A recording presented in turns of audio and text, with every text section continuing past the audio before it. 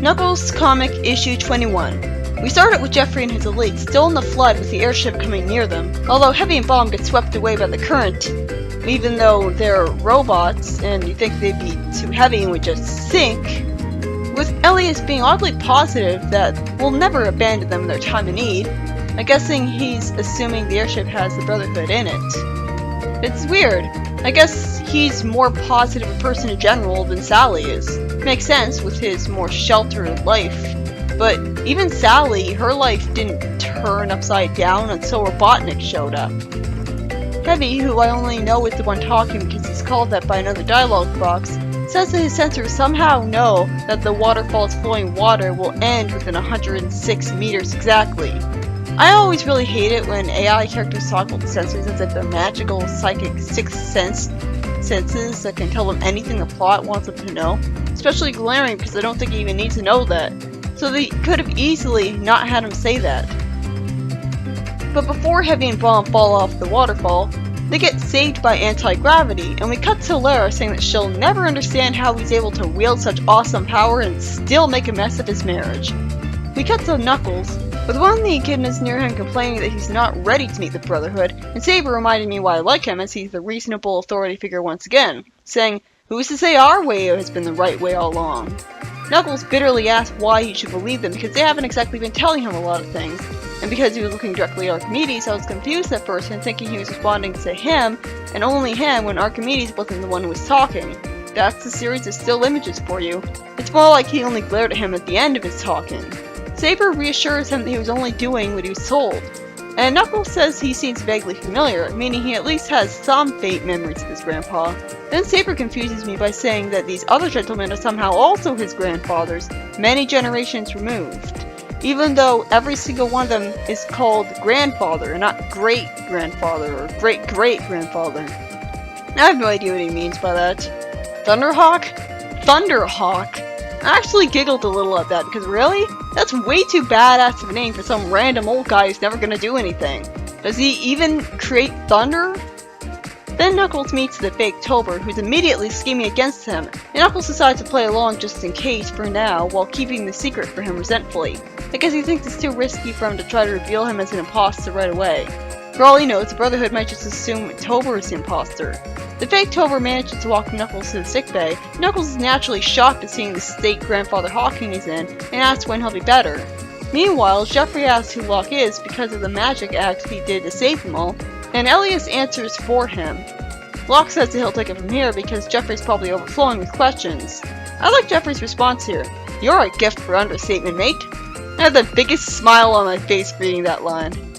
Locke knows what Jeffrey is there about, wisely sets the autopilot on the airship to get them to haven more safely rather than trying to focus on conversation at the same time that he's driving, and Lara naturally whispers in annoyance, "How come you weren't this communicative when we were married?" Again, I couldn't help but giggle a little from that. That line makes me smile. Locke explains that the Queen's craft crashed on the island after being fired upon by overlanders, and while Jeffrey's father didn't make it, the kid has found a baby who did, probably because he was secured in a magical pod that magically kept it from being harmed. With Saber saying that they'd better get him to the med labs for examination. Then it's explained that the overlanders are landing. As the designated leader of that mission, Saber met with the officer in charge of the overlanders who demanded the right to inspect that craft. Yeah, kill everyone aboard. I can't believe they actually think they're in the right. Saber says, "And we ask you to respect our neutrality." Don't you mean ask you to respect our neutrality? There's so many fantastic lines in these stories, and it's a shame that grammar fails like this had to show up. Saber lies that everyone on the ship was killed. And since then, the Brotherhood stopped interfering with the affairs of the Overlanders. Spectre discovered that Queen Alicia was still alive, but injured, though I can't see how because they had no guts. Not even a bruise. And it sure is lucky that she was alive when no one else survived, and she should have logically been hurt as much as everyone else was. Both her and her baby were sent to Haven, while Thunderhawk and Saber would clean up the crash site, making sure that not a trace of it would be found by the Overlanders. As for Elias and Queen Alicia... So this whole thing, the war with the Overlanders that separated the Queen from Sally, happened back when Elias was a baby? I was confused by the chronology of this. Did the Overlanders keep warring with King Acorn until all the way up to Robotnik's schemes? It turns out the Echidnas had to keep the Queen in a stasis tube for a while until they would be ready to transfer her to the hyperchamber for the long term. We already saw a medical stasis tube magically healing Sally of her injuries in issue 50, so this isn't too hard to believe.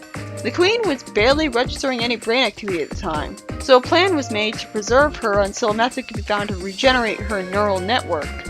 Wow. And when one of the Echidnas asks if they should return the boy to his father, another Echidna replies, "Normally I'd be the first to agree, but there's a lot more at stake here." Well, Elias did turn out to be safer on the floating island, considering the whole Robotnik thing. There's also the fact that if the Overlanders were to find out that the Echidnas withheld the facts from them, the Echidnas would end up being dragged into a war with them they have no interest in whatsoever. I can understand that. It turns out that by this point, Elias was old enough to talk and make a little city out of Legos, despite somehow not knowing what a city was. It is kind of sweet, the idea that he was basically being raised by Saber. He was turned out to be quite a prodigy. He is Sally's brother, so I'm not surprised. When he was 10, he was allowed to venture forth throughout the island. And that's probably when the Colonel found him. Jeffrey then asks, "How do you account for the Colonel?" Locke replies, "That was an oversight on the part of one of the Brotherhood's own. The fake Tober hadn't taken into account the possibility of someone being thrown to safety when the craft was breaking up, and we see before this him merely being interested in the chaos that his being discovered would create. Luckily, the Colonel was found by King Acorn's rescue team first. Then the airship flies into a wall of fire, horribly burning everyone on it. Nah, just kidding. It turns out they actually bothered to explain this. The wall of fire of the Forbidden Zone was just a holographic projection to scare people away from going into it. That explains why Knuckles' father could walk into it without dying a horrible, horrible death. Naturally, Knuckles and Fake Tober get into a fight, which involves the Fake Tober shooting a laser out of his eyes that not only Knuckles magically dodges despite not knowing it was coming, but also it turns out that it's only one use, much to the embarrassment of the imposter. What kind of a lame laser is that? One use. It does make sense that Moritori called Knuckles self-centered because from his perspective, Knuckles is going to ruin his life by revealing who he really is eventually. So of course he'd see him as selfish. But that's still hypocritical coming from him. Meanwhile, Locke and Lara hear an emergency beacon, and Locke tells Elias to take the commander and his squad to Saber and give Knuckles the message, "Tell Knuckles I'm sorry." Then Knuckles is told to jump after the imposter by Archimedes, and after he asks him why he couldn't have just teleported him to safety, he's told, "I wanted to see if you still had some team spirit." I smiled at seeing that. That was pretty funny. That's how you do lightheartedness in Sonic. Totally unintrusive and natural jokes. You don't always have to laugh, as long as it makes you smile. After we see the Brotherhood seeing the fake Tober on camera, one of them wonders if there's more to him than meets the eye. Elise and the others finally meet up with Knuckles. Knuckles gets talked to by Saber and asks suspiciously, "How do I know you guys aren't pals with this phony?" Saber seems to believe him, so credit to him. And it's explained that Thunderhawk is supposed to be in sickbay checking Hawking. You mean checking on Hawking? Is this a unique Echidna way of talking? After it discovers a threat on the wall that promises that they'll all make friends with death, we see the constable and I think Wynn standing near some flooding waters on the rock, and Locke deadpans in the airship, "It would appear your would-be rescuers need rescuing, Lara." I like that line. Must you always sound so condescending, Locke? And I outright giggled at that one. For some reason, Locke admits it was uncalled for, and asks what she wanted to discuss with him, willing to start the conversation. Lara says about Knuckles, "He needs a father, Locke, and I already have my hands full just being a mother." With Knuckles always being whisked away for hero duties all the time, you can barely even be that, so I don't know why she thinks she has her hands full. While Constable and some others are rescued by the airship, Locke says, "What do you want me to do, Lara? Explain the birds and the bees? I already have." Did you, Locke? And I almost chuckled at that. Sadly, the conversation ends again because Locke feels another fight coming on. No wonder these two broke up. They can't even manage a decent conversation. These are literally the most dysfunctional couple I've ever met. Locke meets up with Wynn in a pretty friendly meeting, with Wynn shaking his hand and smiling nervously, rather than the two being really jealous and resentful of each other. We then get to day 3, and behind a door near Grandfather Hawking lies all the answers. Despite all their technology, even the echidnas couldn't ignite the spark of life in the queen, so they used the only option left to them. I thought he'd talk about cloning her and somehow transplanting her brain because he was talking as if she was going to reveal some new information, but fortunately it turns out he was reminding us what we already know, that they were preserving her until a cure could be found for her injuries. She's still not recovered? But Sally recovered in a stasis tube just fine and she was barely alive too! The queen will still be taken back to Bobatotropolis, but I'm sure the king will be disappointed. Not to mention it's about to be attacked by Snively. So somehow I don't think taking her back now will be a safe idea, considering Haven was the safest place on the planet for quite a while.